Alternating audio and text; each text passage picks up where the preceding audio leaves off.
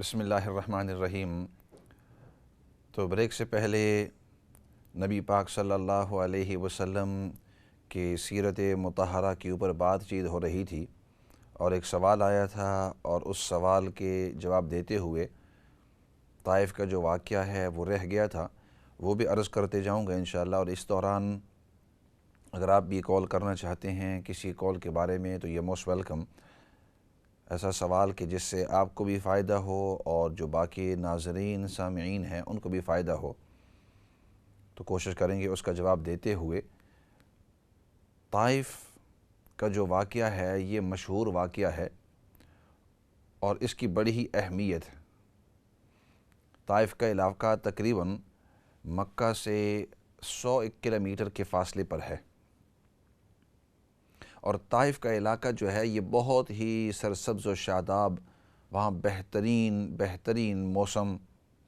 مکہ اور مدینہ کے اندر تو موسم کافی گرم ہے، اسپیشلی جو لوگ عمرہ کے لیے یا حج پر جاتے ہیں ان کو پتہ ہے، لیکن طائف کا علاقہ جو ہے یہ مکہ اور مدینہ کے بقدر کچھ کولر، کوئی ٹھنڈا ہے، اور وہاں پانی بھی کافی تعداد کے اندر ہے، زمین بھی کافی کھلی ہوئی ہے۔ تو آپ صلی اللہ علیہ وسلم کے زمانے میں بھی طائف کا جو علاقہ تھا، طائف اس علاقے کو کہتے ہیں، وہ کافی مشہور تھا، اور وہاں کے جو لوگ تھے وہ بڑے سمجھدار اور سلجھی ہوئی قسم کے لوگ تھے۔ تو آپ صلی اللہ علیہ وسلم نے موسم سے فائدہ اٹھاتے ہوئے، موسم کا مطلب وہاں یہ ہوتا تھا کہ سالانہ ہر سال لوگ اکٹھے ہوتے تھے، ایک بڑا میلہ ہوا کرتا تھا، اور اس میلے کے اندر لوگ آتے، اپنی چیزیں خریدتے بیچتے، لوگ مختلف نظریے سے جاتے تھے جیسے میلہ ہوتا ہے۔ تو نبی پاک صلی اللہ علیہ وسلم نے دعوت اس انداز کے اندر بھی دینے کا ارادہ کیا۔ بہت ساری حکمتیں ہوں گی، لیکن من جملہ حکمتوں میں سے ایک حکمت کہ یہ لوگ ابھی فی الحال مکہ کے اندر سب کے سب میری بات نہیں مان رہے۔ جن صحابہ نے بات مان لی اور جنہوں نے ایمان قبول کر لیا انہوں نے تو ایمان قبول کر لیا، لیکن باقی جو ہیں بڑی ریزسٹنس، بڑی اپوزیشن دے رہی ہیں۔ تو اس طرح کرتے ہیں کہ دوسرے علاقے کے اندر جاتے ہیں اور وہاں بھی کوشش کرتے ہیں، وہاں بھی دعوت دیتے ہیں،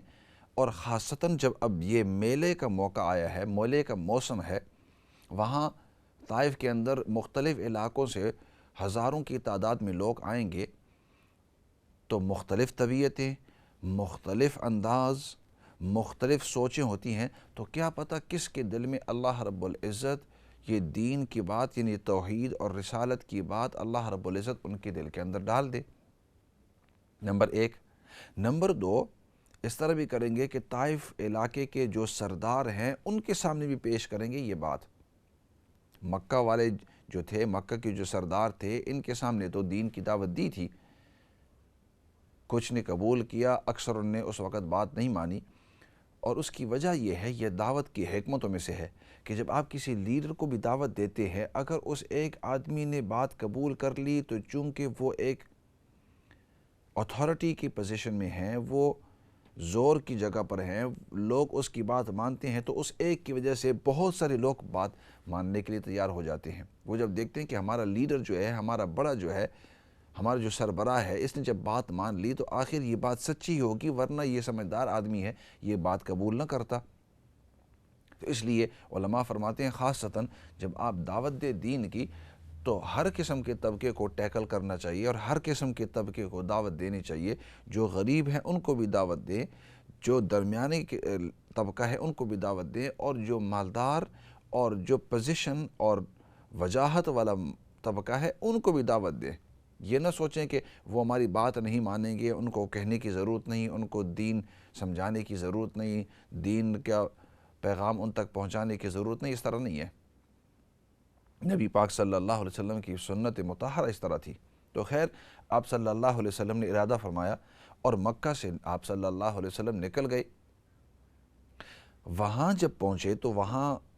3 بڑے تھے طائف کے اندر۔ بنو ثقیف رہا کرتا تھا، جو قبیلہ رہا کرتا تھا اس کا نام تھا بنو ثقیف۔ تو وہ قبیلہ بنو ثقیف والا کافی مشہور تھا۔ نبی پاک صلی اللہ علیہ وسلم گئے ان سربراہوں کے پاس، اور وہ 3 تھے، اور تینوں کے پاس جا کر آپ صلی اللہ علیہ وسلم نے، اور بعض تاریخ کی کتابوں میں لکھا ہے کہ وہ 3 جو تھے وہ بھائی تھے۔ واللہ عالم، اگر بھائی ہیں تب بھی وہ لیڈرز تھے، اور اگر بھائی نہیں بھی تھے تب بھی وہ لیڈر ہیں۔ تو آپ صلی اللہ علیہ وسلم ان سرداروں کے پاس گئے اور ان کو دعوت دی۔ ایک بات ضرور ہے کہ انہوں نے دعوت، تاریخ میں لکھا ہے کہ انہوں نے دعوت خوب اچھی طریقے سے سنی۔ نبی پاک صلی اللہ علیہ وسلم نے اللہ کی توحید ان کو خوب سمجھائی، اور اپنی رسالت کے بارے میں خوب آپ صلی اللہ علیہ وسلم ان کو سمجھاتے رہے، سمجھاتے آخر میں جب آپ صلی اللہ علیہ وسلم نے بات ختم کر لی تو وہ تینوں جو ہیں، ان تینوں میں سے کسی ایک نے قبول اسلام نہیں کیا، لیکن آپ صلی اللہ علیہ وسلم کی بڑی عزت کی، احترام کیا، بات سنی۔ جب وہ بات بالکل نہیں مانی اور آپ صلی اللہ علیہ وسلم کوشش کرتے رہے تو وہاں سے مڑ کر واپس آ گئے کہ چلو یہ لوگ مانتے نہیں ہیں، ایسے کرتے ہیں کہ یہ جو میلے کے اندر لوگ آئے ہوئے ہیں، یہ باقی جو لوگ ہیں ان کو میں دعوت دیتا ہوں۔ لیکن ان لوگوں نے بجائے نبی پاک صلی اللہ علیہ وسلم کی دعوت سننے کے، وہ دشمنی پر آ گئے،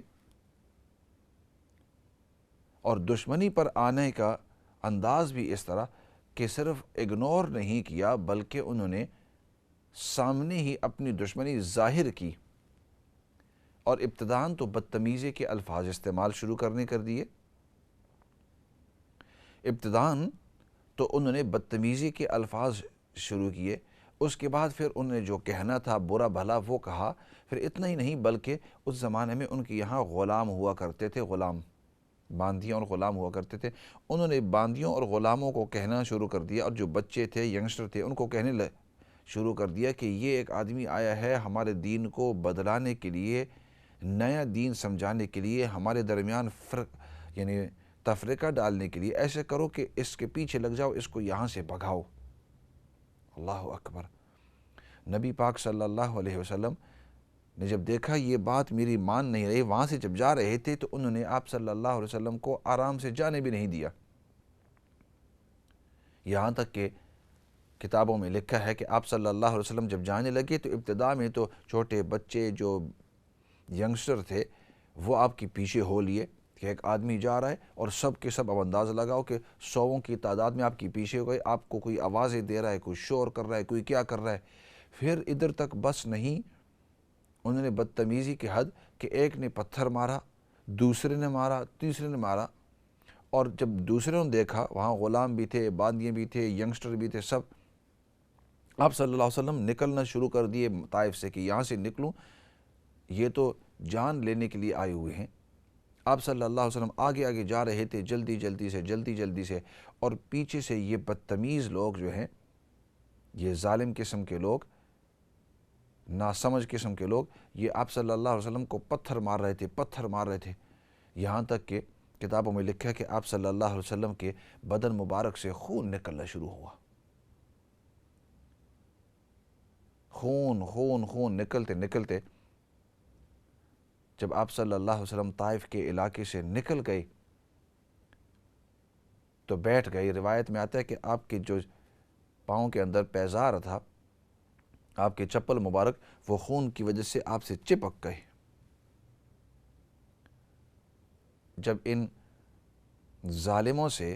ان بدتمیزوں سے آپ صلی اللہ علیہ وسلم دور ہو گئے تو آپ صلی اللہ علیہ وسلم بیٹھ گئے،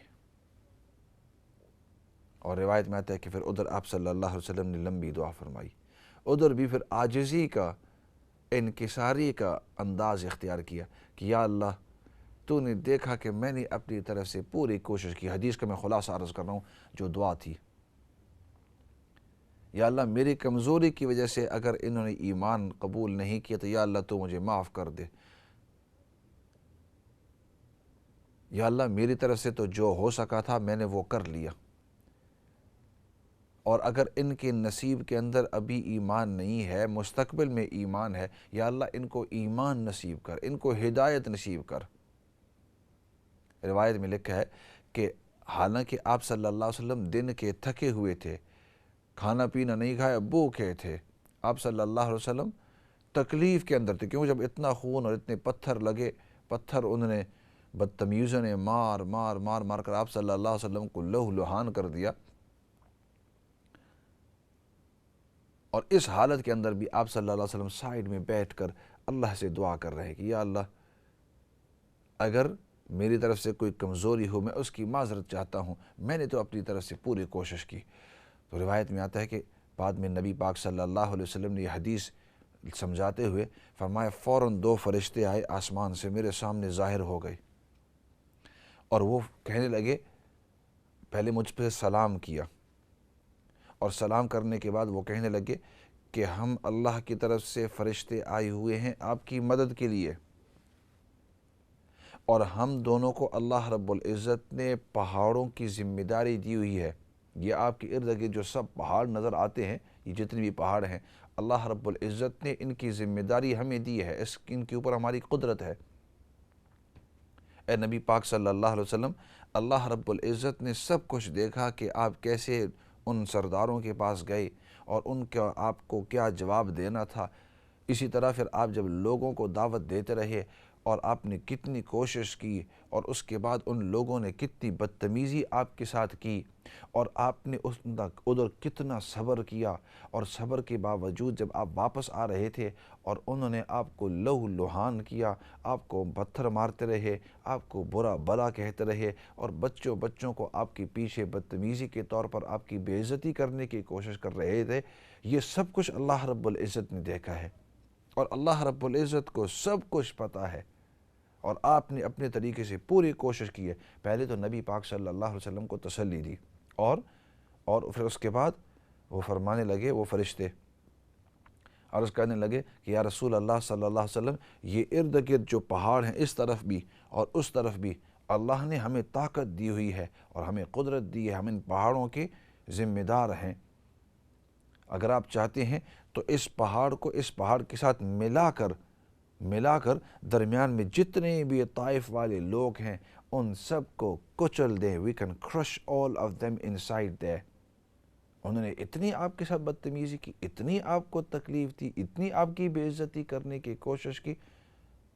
ہم آپ سے صرف اجازت مانگ رہے ہیں، اللہ رب العزت نے ہمیں بھیجا ہے آپ کے احترام کے طور پر، آپ کو تسلی دیتے ہوئے، آپ ہمیں اجازت دے دیجئے تاکہ ہم ان پہاڑوں کو اکٹھا کر دیں، اکٹھا کر کے درمیان میں جتنے بھی لوگ ہیں، جتنے بھی وہ بدتمیز لوگ ہیں، وہ سب کے سب کچل دے جائیں، کچل ہو جائیں، وہ سب کے سب مر جائیں۔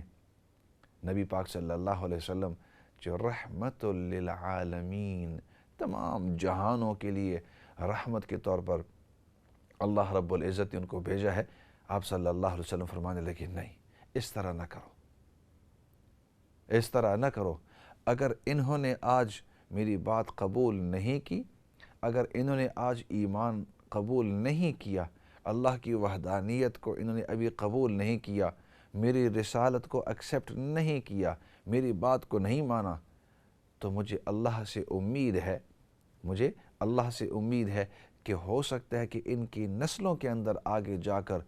اللہ رب العزت ان کے دلوں کے اندر ایمان کو پیوست کر دیں، ان کو تکلیف نہ دیں، انہوں نے مجھے جو تکلیف دے دی ہے وہ کافی ہے۔ آپ صلی اللہ علیہ وسلم نے بلکہ بعض روایت میں آتا ہے کہ ان کے لیے نیکی کی، ہدایت کی، خیر کی دعائیں کی ہیں کہ ان کو سمجھ نہیں ہے، اگر انہوں نے آج ایمان قبول نہیں کیا تو مجھے اللہ سے پکی امید ہے کہ اگلی نسل ان کی جو آئے گی وہ ضرور بے ضرور ایمان قبول کرے گی۔ آپ صلی اللہ علیہ وسلم طائف سے واپس آئے مکہ کی طرف اسی انداز کے اندر۔ تو یہ جو طائف کا واقعہ ہوا تھا، یہ اس کے بعد یعنی 10ویں نبوت کے 10ویں سال کے بعد، ایسے کرتے ہیں کافی دیر سے کچھ کالیں انتظار کر رہے ہیں ساتھی، تو ایسا لگتا ہے کہ وہ کالز جو ہیں کافی انتظار کرتے کرتے ڈراپ ہو گئے ہیں۔ اگر آپ دوبارہ آنا چاہتے ہیں تو یہ موسٹ ویلکم۔ اپولوجائز کرتا ہوں کیونکہ سوچ رہا تھا کہ درمیان واقعے کے اندر مناسب نہیں ہوتا کہ کال لے لوں، تو اس لیے اگر آپ تھوڑا سا انتظار کرتے رہیں تو یہ موسٹ ویلکم۔ تو میں عرض کر رہا تھا کہ آپ صلی اللہ علیہ وسلم کو اتنی تکلیفیں ہوئی، اتنی بدتمیزیاں آپ صلی اللہ علیہ وسلم کے ساتھ ہوئیں، لیکن اس کے باوجود نبی پاک صلی اللہ علیہ وسلم نے اپنی دعوت چھوڑی نہیں، بلکہ دعوت ان کو دیتے رہے، اور پھر اس دعا کا نتیجہ کہ جب فرشتے آئے تھے اور کہنے لگے کہ ہم ان کو کرش کر دیں گے، ان کو درمیان میں کچل کر دیں گے، آپ صلی اللہ علیہ وسلم نے فرمایا کہ نہیں، اللہ رب العزت ان کی نسلوں کے اندر اللہ رب العزت ایمان لے آئیں گے۔ بعد میں جب آپ صلی اللہ علیہ وسلم مدینہ گئے اور پھر انشاءاللہ موقع آئے گا سیرت کے اندر، تو پھر ان تمام کے تمام نے کس طرح ایمان قبول کیا، اور پھر بڑے مضبوط لوگ تھے اگلی نسل کے اندر، وہ بڑے ہی مضبوط تھے۔ اللہ رب العزت نے ان کے دل کے اندر ایمان ایسا پیوست کیا کہ ان طائف والوں سے بڑے بڑے کارنامے پھر نازل، بڑے بڑے کام ان سے ہوئے۔ تو آپ صلی اللہ علیہ وسلم نے کسی صورت کے اندر دین کی جو دعوت ہے وہ چھوڑی نہیں ہے، اگرچہ اندازہ یہ انسان کو ہو کہ یہ غیر مسلم ہے اور اس کو شاید میری بات اچھی نہ لگے، لیکن پھر بھی ہمارے لیے ضروری ہے کہ مسلمانوں کو تو ہم پہلے سے دعوت دیتے ہی ہیں، لیکن یہ ایک کمزوری ہے ہمارے اندر، یہ ایک کمزوری ہے کہ ہم غیر مسلموں تک اپنا دین آگے پہنچاتے نہیں ہیں۔ آپ تھوڑی دیر کے لیے سوچو کہ آپ کے محلے کے اندر کتنے غیر مسلم ہوں گے، آپ کے ساتھ جو کام کر رہے ہیں وہ کتنے غیر مسلم ہیں۔ اسکولوں کے اندر آپ بچوں کو لے جاتے ہیں، لے آتے ہیں، دکان آپ دیکھتے ہیں دکاندار ہیں وہ غیر مسلم ہیں۔ کبھی آپ نے دل کے اندر یہ بھی سوچا ہے کہ یہ بھی اللہ کی مخلوق ہے، اور میرے پاس جو سب سے بڑی نعمت ہے، سب سے بڑی نعمت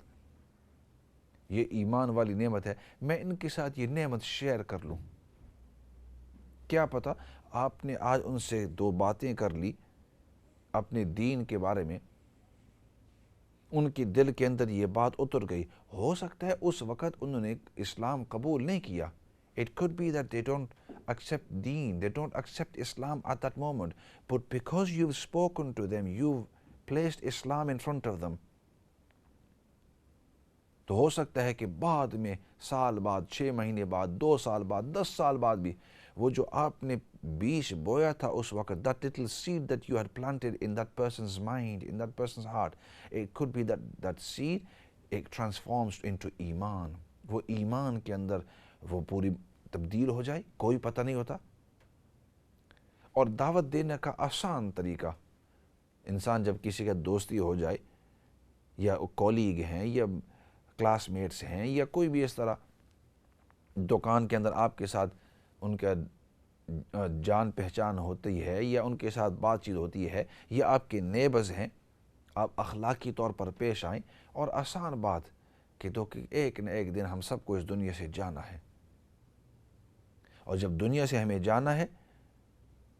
تو ہم مسلمان ہونے کی حیثیت سے یہ مانتے ہیں کہ اس کے بعد ایک زندگی ہے، اور اس زندگی کے لیے ہمیں تیاری کرنی ہے اس دنیا کے اندر، وہ آخرت مان لے۔ اور پھر یہ پورا جو جہان چل رہا ہے، کبھی سوچا بھی ہے کہ یہ جہان کون چلا رہا ہے؟ اللہ کی توحید کی طرف ان کو بلانا ہے۔ میں تو ابھی مختصر انداز کے اندر عرض کر رہا ہوں، آپ اس کو ایلیبریٹ کر سکتے ہیں کہ کبھی سوچا بھی ہے کہ یہ اتنا بڑا جہان، اتنی بڑی دنیا، یہ کون چلاتا ہے؟ اگر کوئی شخص کہے ایک منٹ کے لیے کہ بھائی میں ادھر بیٹھا ہوا تھا اور یہ برتن سامنے آیا اور اچانک وہ جو ٹوٹی ہے پانی کی ٹیپ وہ کھلی اور اس سے پانی نکلنا شروع ہو گیا، خود بخود پانی شروع ہو گیا، اور جتنا ضرورت تھا اتنا پانی ہوا، پھر یہی برتن ادھر سے اٹھا اور ادھر جا کر کوکر کے اوپر جا کر خود بخود چلا گیا، وہاں گیس اکیلا شروع ہوا اور بوائل ہوتے ہوتے پھر اچانک وہاں سے دودھ آ کر خود بخود اس کے اندر جتنا ضرورت تھا، نہ زیادہ نہ کم، اور پتے بھی خود بخود اندر چلے گئے، اور چائے بن گئی، چائے کا پورا نظام خود بخود بن گیا۔ اگر کسی کو آپ یہ کہیں کہ یہ خود بخود اس طرح ہوا ہے تو اگلا آدمی کہتا ہے کہ آپ پاگل ہیں، چائے خود بخود بن سکتی ہے؟ اس کے لیے تو ضروری ہے کہ کوئی وہاں سے کوئی اس اٹھائے، اس کی خاص مقدار ہے، پانی کی بھی مقدار ہے، دودھ کی بھی مقدار ہے، شوگر کی بھی مقدار ہے۔ جو ٹی بیگز ہیں، اگر ایک چھوٹے سے برتن کے اندر 10 ٹی بیگز ڈال دیے، اس کا بہت زیادہ یعنی اس کا اثر بہت زیادہ ہو جاتا ہے، اور اگر بڑا برتن ہے اور اس کے اندر تھوڑا سا ایک ہی ٹی بیگ ڈال دیا، اس کا بہت کم۔ تو پوری مقدار سے ہر چیز ڈالنی ہوتی ہے۔ جب ایک چائے کا کپ اکیلا نہیں بن سکتا اس کے اندر بھی کوئی اس کا بنانے والا ہے، تو کیا خیال ہے اتنی بڑی کائنات، اتنا بڑا آسمان، اتنے بڑے پہاڑ، یہ پورا نظام جو اللہ رب العزت چلا رہے ہیں، یہ پورا جو نظام چل رہا ہے، یہ کیسے چل رہا ہے؟ اس کا کوئی نہ کوئی چلانے والا تو ہے صحیح، اس لیے تو یہ پورا نظام جو ہے یہ چل رہا ہے۔ اور پھر انسان اپنے جسم کی طرف اس کو لے آئے، تو اس طرح انسان دوسرے کو پیار محبت سے اس کا دھیان دلائے کہ واقعی کوئی چلانے والا ہے، کسی نے تو اس تمام کی تمام چیز کو پیدا کیا ہے۔ زیادہ کمپلیکیشن کے اندر جانے کی ضرورت نہیں ہے۔ دیکھو، ماں کے پیٹ کے اندر ایک بچہ ہوتا ہے، وہ بچہ ایک نطفہ تھا، ایک وقت کے اندر پانی کا قطرہ تھا، وہ پانی کے قطرے سے وہ بڑھتے بڑھتے اس کے اوپر گوشت، اس کے اوپر ہڈیاں، اس کے اندر پھر خون پیدا ہو جاتا ہے، اس کے اندر پھر رگیں ہو جاتی ہیں، پھر چھوٹا سا دل، ایک دماغ، آنکھیں، ناک، سب کچھ اس کے اندر، حالانکہ کوئی کرنے والا نہیں ہے۔ تو یہ کون ہے جو اس کو کنٹرول کر رہا ہے کہ خاص مقدار کے اندر، خاص موقع کے اندر اس کی تربیت کر رہا ہے؟ کوئی ہے تو صحیح۔ ہم آپ کو یہی کہتے ہیں کہ اس کو ہم کریٹر کہتے ہیں، اس کو ہم خالق کہتے ہیں، اور وہ جب خالق ہے تو ہم آپ کو کہتے ہیں اس ایک خالق کو مان لو۔ یہ طریقہ ہوتا ہے اگلے کو دعوت، جب وہ اللہ کی ذات کو مان لے، پھر نبی پاک صلی اللہ علیہ وسلم کی رسالت کی طرف اور پھر آخرت کی طرف یہ دعوت دینا غیر مسلموں کو، میرے بھائی اور بہن، یہ بہت ضروری ہے۔ اور نبی پاک صلی اللہ علیہ وسلم کے اس طائف والے واقعے سے پتہ چلتا ہے کہ اگلے جیسے بھی آپ کے ساتھ برتاؤ کریں، پیار محبت کے انداز میں آپ ان کو دعوت دیتے رہیں۔ ایسے کرتے ہیں، وقت تقریباً اختتام کو پہنچا ہے، اور معمول کے موافق ہمارے اس پروگرام کو ہم دعا کے ساتھ ختم کر لیتے ہیں۔ الحمدللہ رب العالمین، والصلاة والسلام علی سید الانبیاء والمرسلین، محمد وعلی آلہ وصحبہ اجمعین۔ ربنا ظلمنا انفسنا وان لم تغفر لنا وترحمنا لنكونن من الخاسرین۔ اللهم ربنا اغفر لنا ولاخواننا الذين سبقونا بالایمان ولا تجعل في قلوبنا غلا للذين آمنوا ربنا انك رؤوف رحیم۔ یا رب العالمین، تو ہم سب کو دین کی صحیح سمجھ نصیب فرما، تو ہم سب کو دین پر استقامت نصیب فرما۔ یا رب العالمین، نبی پاک صلی اللہ علیہ وسلم نے جتنی بھی خیر کی دعائیں مانگی ہیں، ان تمام خیر کی دعاؤں کے اندر تو ہم سب کو حصہ نصیب فرما، اور نبی پاک صلی اللہ علیہ وسلم نے جن چیزوں سے حفاظت اور پناہ مانگی ہے، یا اللہ ان تمام چیزوں سے حفاظت اور پناہ تو ہم سب کو نصیب فرما۔ یا رب العالمین، جتنے بھی بیمار ہیں سب بیماروں کو شفا نصیب فرما، جتنے بھی پریشان حال ہیں سب کے پریشانیوں کو یا اللہ تو دور فرما۔ یا اللہ، تیری ہی احکامات پر اور نبی پاک صلی اللہ علیہ وسلم کی تمام سنتوں پر پورے طور پر عمل کرنے کی توفیق نصیب فرما۔ یا اللہ، جتنے بھی مرحومین اس دنیا سے جا چکے ہیں ان سب کی بخشش اور مغفرت فرما، اور ہماری موت کا وقت جب آوے تو یا اللہ تو ہمیں خاتمہ بالایمان نصیب فرما۔ یا رب العالمین، جن لوگوں نے دعا کا کہا ہے یا لکھا ہے یا ان کو توقع ہے، یا اللہ ان کی بھی، ہماری بھی، بقیہ تمام لوگوں کی جتنی بھی جائز حاجات ہیں جو مصلحت کے موافق ہو اور جس میں تیری رضامندی ہو، یا اللہ تو اپنی قدرت کاملہ سے ان تمام کو پورا فرما۔ اور یا اللہ، سب سے بڑی بات وہ تیری رضامندی ہے۔ یا اللہ، دنیا اور آخرت کے اندر تو ہم سب کو اپنی رضامندی نصیب فرما۔ یا اللہ، شیطان کے حملوں سے، اس کے مکر و فریب سے تو ہم سب کی حفاظت فرما۔ سبحان ربک رب العزت عما یصفون وسلام علی المرسلین والحمد للہ رب العالمین برحمتک یا ارحم الراحمین۔ میں آپ کا مخاطب مولانا فضل داد، ہر منڈے اور ٹیوزڈے ہمارا یہ پروگرام ہوا کرتا ہے۔ آپ خود بھی اس کو سنتے رہیں، اور آپ کی دیگر جو دوست و احباب ہیں، جان پہچان والے ہیں، ان کو بھی کہتے رہیں۔ ہو سکتا ہے کہ آپ کے کہنے کی وجہ سے کوئی اگر پروگرام سنے، دیکھے اور نیک باتوں پر عمل کرے تو ان کو بھی ثواب ملے گا، آپ کو بھی ثواب ملے گا۔ تو اس لیے آپ بھی دیکھتے رہیں، دوسروں کو بھی کہتے رہیں، اور کوشش کریں کہ میرے لیے بھی دعا کرتے رہیں۔ اسی کے ساتھ آپ کا مخاطب مولانا فضل داد کی طرف سے السلام علیکم ورحمۃ اللہ وبرکاتہ۔